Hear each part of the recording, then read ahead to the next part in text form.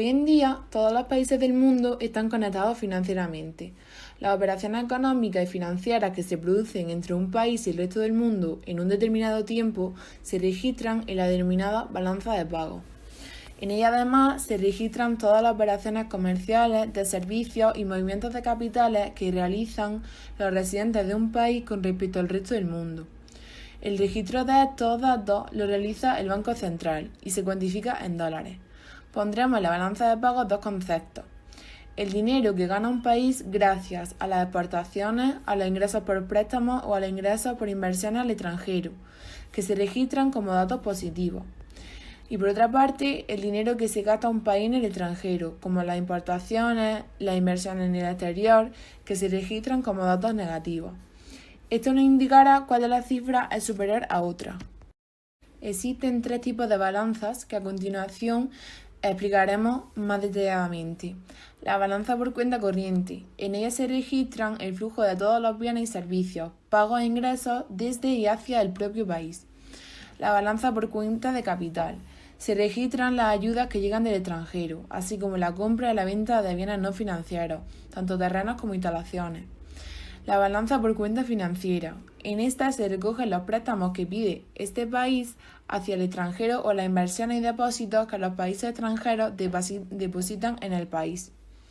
Cada una de las balanzas da un saldo independiente que puede ser positivo o negativo. Si el saldo de un tipo de balanza es positivo, quiere decir que nos encontramos ante un superávit. Y si el saldo de un tipo de balanza es negativo, quiere decir que nos encontramos con un déficit. Lo que buscaremos no es el equilibrio de cada una de estas balanzas por sí solas, sino que la inclinación de una de ellas compensen a la que presentan las demás. Por ejemplo, si la cuenta corriente es positiva, es decir, mostramos un superávit, la cuenta de capital tendría que ser negativa, es decir, mostraremos un déficit. El superávit puede deberse a exportaciones netas positivas o a renta positiva que permite prestar recursos al resto del mundo. La balanza por cuenta corriente. Como ya hemos hablado antes, en ella se contabilizan los intercambios de bienes y servicios de un país con el resto del mundo en un determinado periodo. Su cálculo puede realizarse a través de esta sencilla fórmula. Cuenta corriente es igual a exportaciones menos importaciones más renta neta, o bien podría calcularse como cuenta corriente es igual a Producto Nacional Bruto menos consumo más inversión más gasto. Esta balanza se divide en 4 subbalanzas.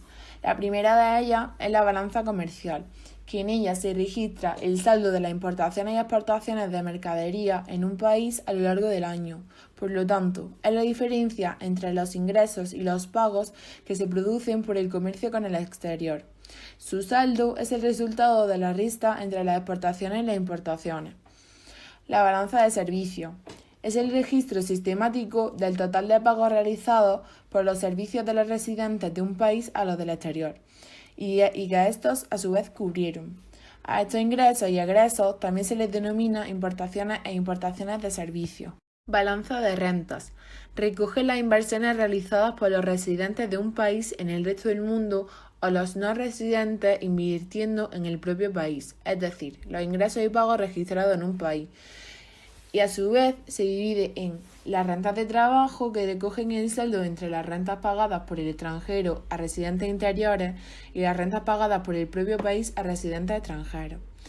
Y las rentas de capital, que hacen referencia a los ingresos y pagos derivados de los rendimientos de los movimientos de capital.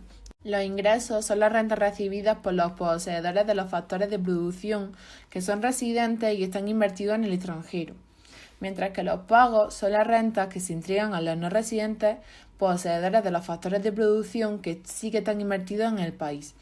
El de la balanza de rentas es igual a las rentas percibidas menos las rentas pagadas. Por último, tenemos la balanza de transferencias corrientes. En ella se registran los movimientos de dinero entre residentes del país y residentes del exterior, pudiendo circular en ambas direcciones.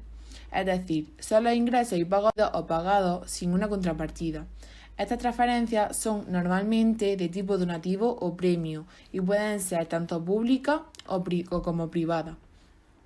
Su saldo balanza de transferencias corrientes es igual a las transferencias percibidas del exterior menos las transferencias pagadas.